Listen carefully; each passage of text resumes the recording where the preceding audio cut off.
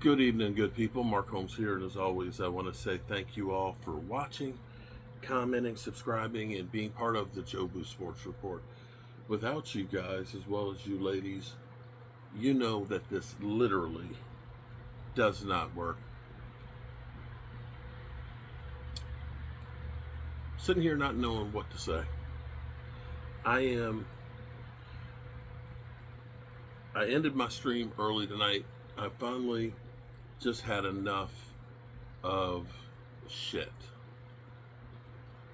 You know, it's one thing to be a Cowboy fan and be a glutton for punishment and things and, support of the team.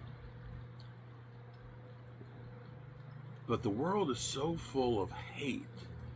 I've always gotten negative comments, but the way that everybody is, it's like everybody is just so angry.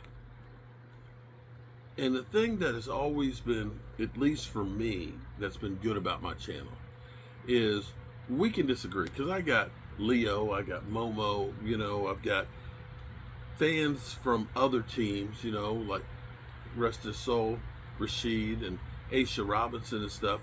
And we can hate each other's teams and stuff and still be cordial to people. And some people, they just straight up got no couth and are just freaking assholes for no good reason. And I think I realized something tonight that with all that's going on in my life, that maybe I've never taken time to grieve. I'm literally here every day because I feel like it's my thing. It's the thing that I do. That typically, if I haven't got my video done before 12 o'clock in the morning, I have you guys texting me to say, are you okay? I start my day getting my coffee and watching you and getting up to speed. And I've taken that as an honor that people feel that way. And I think I've had so much that's going on, it's just hard to keep up. The Cowboys, literally for the first time I've got a lot of shit going on personally, finally starts doing a whole bunch of stuff. And I'm flustered because I don't have the time that I usually can spend putting on there. I have dyslexia. I do. I used to be so shy and just could not speak in public. My words would just turn into mush. It's insane to me to this day that I can sit here and actually have a conversation without stuttering. But I still have dyslexia. My B's and 3s and 5s sometimes will mesh together. My C's and E's, my B's and D's. And a lot of times I will type something or write something down, and in my head it seems to be correct. And it looks correct when I'm looking at it. With dyslexia, it's like between your brain and what you see, there's a bad connection.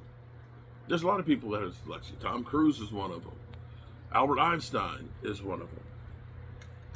And from time to time, I'll screw up. So like today, coming up the road, because I have to take care of some family business and stuff, with a lot of things on my mind, a lot of things that you guys are privy to. When I did the title for the video, and I stopped off to get gas and trying to hurry up and do it, dyslexia came through and it just made no sense. I go back and look at it, it's like, I don't know what I was writing. But to read the comments and shit from people, it's like, okay, I get it. I messed up. But it's like people are going out of their way just to be freaking nasty for no good reason. And I hate that. With me and the Cowboys, the thing I have always done in life is to look for the positive and hope for the best. That's what I've always done. And that hope is what always keeps me coming back and going and motivated. That's me. I would rather look for the positive and hope that it works out. And if it doesn't, then deal with it when it comes, than to sit there and to be negative about stuff. That's the thing that I don't understand about people is people give up before you know if there's a reason to be depressed about it. And if you don't believe something can happen, I don't think it will. That's where I try and get my mind right. And so when I look at the Cowboys and I say, here's reasons why I'm hopeful on the Cowboys. Here's reasons why. Reason number one, they're not doing the exact same thing that they've typically always done. Because the Cowboys, it's crazy when you hear things like only twice in the last 15 years have the Cowboys signed one of their first round players to an extension. Travis Frederick and Zeke Elliott. It makes no sense whatsoever. And it's things like that that cost you more money. I get it. They're stupid. But I can say, when I look at last year, when I've looked at in the past and I've seen the Cowboys literally on vacation the first week of free agency. Literally. When 4 years ago or 3 years ago with Randy Gregory, they started working on negotiation, I believe exactly today, the 24th, that they waited. Now fortunately, they didn't sign it. But the fact that they went ahead and they got Osa Odighizuwa's deal done, it didn't take all summer where we're going through all the stuff. They didn't franchise tag him, which is something they've done with Dalton Schultz. They've done that with Tony Pollard. They've done that with Dak twice. They've done that with DeMarcus Lawrence. That they've had to franchise tag guys before they get the deals done more than anybody else. The fact that they got Osa Odighizuwa's contract says they're doing something a little different. Now, Dante Fowler may not seem like a big move, but in comparison to last year, letting Dante Fowler, Dorrance Armstrong, Hankins, Stephon Gilmore, Tony Pollard, to literally let everybody go, Biotish, Tyron Smith, and say, we'll just fill it all in with the draft. Now, you may not look at these guys and say, oh my God, these guys aren't names that I really know. But we have a linebacker that's got Kenneth Murray, he was a team captain. 90 tackles last year.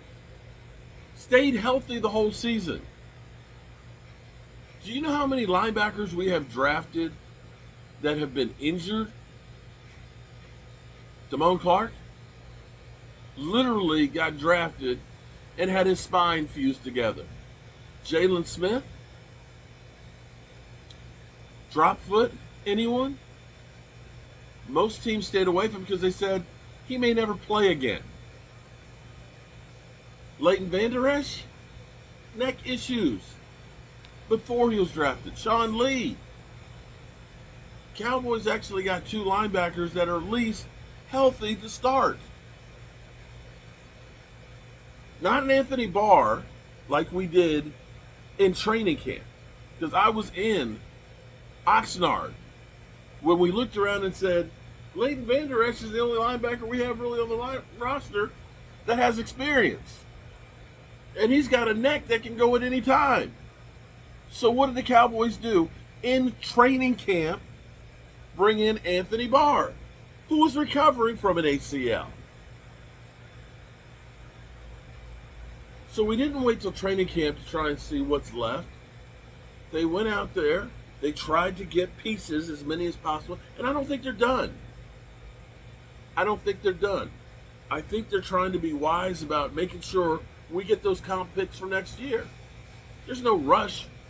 We're not practicing right now. They wait a month. The 28th of April, if they make a move for somebody who's more than $4 million, they won't lose a comp pick. Maybe they make some trades during the draft. But they've started doing things a little different. And that at least gives me hope. So you can call me a fool, a dreamer, an idiot. I don't care. I don't care. But I'm going to look for the positive, and I'm going to live on hope. Because that's what gets me through. And I apologize to the people who came in to my live stream tonight wanting to hang out and talk. I apologize that I couldn't get through it. I really and truly am sorry. But I think everything has just kind of hit me all at one time. I appreciate each and every one of you guys. My God, I cannot go through another season like we did this year. I just can't. Cowboys, you got to do better.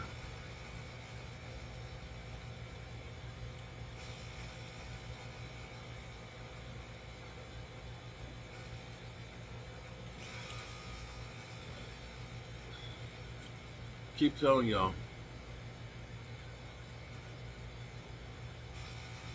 you got to get right. I started not to come out here tonight because I'm like,